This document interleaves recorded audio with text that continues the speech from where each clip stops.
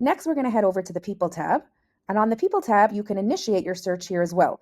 So same as earlier, you can actually just type in a name. So if I want to type in my name, I can actually find myself or find a specific person just by typing in the name. You could type in the full name, first name and last name to find yourself or a prospect that you'd like to find, or you could simply type in a first name and find everyone with that first name. So for me, I'm looking for Shira. I'm going to type in Shira and I'm able to find all the Shiras. I could do that for any name, first name or last name. In addition, I could say exclude Shira. Okay, by clicking on the three little toggles, apply modifier, and then not. And once I select not, I can exclude Shira as well, or specific Shiras. The same applies here with the location filters. You can select in the US and you could select I only want Alabama or don't include Alabama or whatever state you'd like. You could select multiple states, all states. It's completely up to you. The same with industry. Now here, there's a really interesting feature as well that I'd like to share, which is if the industry is not listed. So for example, I can't find off the bat real estate. I can type in real estate, but it's very important that you then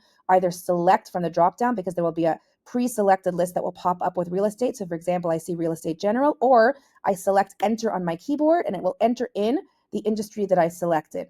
In addition, if you scroll down to the bottom of industry and you type in industry keywords, so let's say you want to say I want to find real estate companies, but I don't want any real estate associations. So I first select the word, I type in the word associations and I select enter. And again, I can go to that little 3-line prompt and I could select not. So this means I want all real estate companies, but no associations. Or let's say I only want real estate associations, I wouldn't select the not. And then you again select apply filters, and that will find companies that are real estate companies that are not associations. When you select occupation, there's several options that you have. You can either type in their job title, and once you type, also there will be some pre-selected ones that you can select, or you can select enter. Those are both options. You can go down straight to the departments and you could say, for example, find me everyone that is in the sales department or the marketing department. And I don't need to specify a title. I could say I want everyone in the marketing department. So now I'm going to search by department.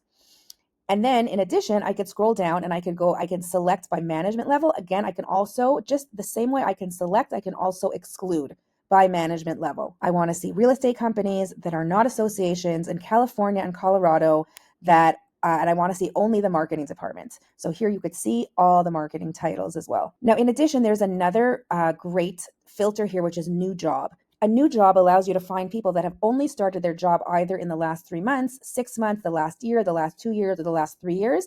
This is a great filter for you to use if you want to target, for example, people that have just started their position and maybe hungry for something new, or you want to find someone who's been in the position for quite some time as well, and therefore for you. Now you can head over to skills. Now skills will also pull if there's a specific skill that you want the person to have, the prospect to have, you could type in that specific skill. So let's say I want to make sure that they have marketing research. Here it's recommended that you pull from the dropdown. So you start typing in marketing, and then you could see when I start typing in marketing, I will have a dropdown of different marketing skill sets that I could pull from. So let's say I want only people that have experience in online marketing. And again, I can also exclude them. Okay. And this is a skill that's pulling from their LinkedIn.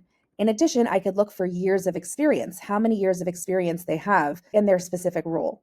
Lastly, I could do the employee count and the revenue just like I did on the company side. And company list, this is also where I can save a list that I've already created before. So for example, I created the company list of non-dairy. So that was the list that I created with you earlier on the company side. And I want to only select this list now and find people from this company list. So once I save the list, I also can come here and add the list and say only use this list. Or another great feature is I could say don't use this list. I've already used this list and now I want to find other companies or other prospects. So that's another great feature that we have here as well. And then lastly, you can also say I only want their work email and not their personal email, or I only want their mobile number. So this is a very important filter if you want to remove any personal emails and you don't want to pay for personal emails, you only want to get their professional email, or the opposite, maybe you just want their personal emails. For web as well, this is another great way to find specific prospects. You could type in their social link. So for example, their LinkedIn URL, and you can find that prospect by typing in their social link.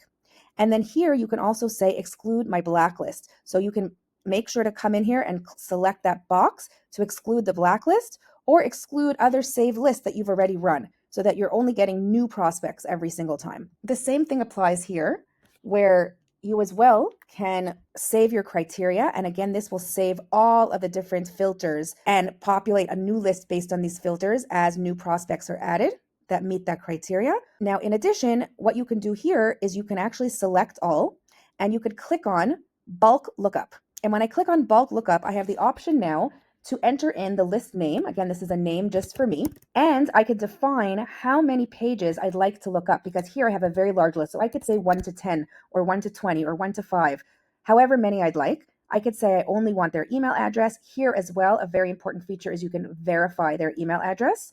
And this will run through a second verification process for them. Or you can ask a question to every single one of those prospects from the page range that you selected. When you select your page range, click the add button, click on the email if you want the email, click on the mobile number if you want the mobile number, click on Smart Agent if you want the Smart Agent. For now, I'm going to do email and verify my email. It tells me exactly how many tokens this is going to be. I'm saving it with a name that I'm going to remember. I only want their email address. Now, what comes through with the email address is also their LinkedIn URL, and you're not paying for that. That comes with the email address. That doesn't cost a token.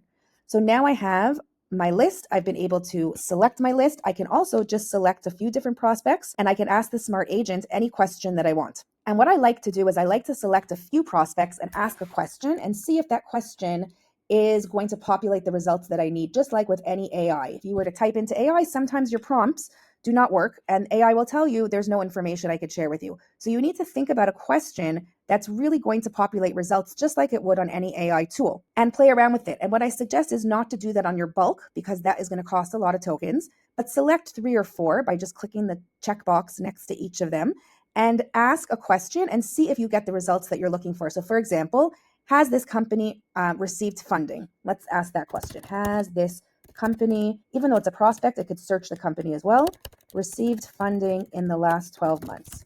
And I want to see if this is going to give me the yes or no. Now, you can also prompt it to say reply yes or no, or reply with the amount it's been funded, or reply with who funded the company. And if no one funded, then reply no. So you could see here, this one was not available, but the other 3 came back no. So this is a question that I could see will work. And I will now use that in the bulk sense now, because I know the question is going to provide results. So again, it's highly suggested that you use the test it first by selecting a few prospects first or companies first, asking a question, only use a few tokens. And if that works, then you can do the bulk and ask it in bulk and ask as many pages as you would like to get that information for. Don't forget as well to save your criteria. And once you then access, you can only save the list once you either access the mobile or the email address. You can do a lookup one at a time by selecting access email or access mobile phone number. And here I was able to get both the email and the mobile phone number, and it's telling me that it's valid. But as suggested, it's highly recommended that you also do a second verification. And I could do that by selecting bulk lookup and selecting the verify, or selecting each one individually and click verify email. If I don't have a large list that I'd like to do it for, I could do it one by one, and it will then verify the email, and you'll see the email status will come and say valid. In addition, as you could see, when I add a Smart Agent question, it will add a new column for me. And once I go ahead and I access a few emails, then I'm able to save the emails. Now, once you purchase an email, you will never be charged for that email again.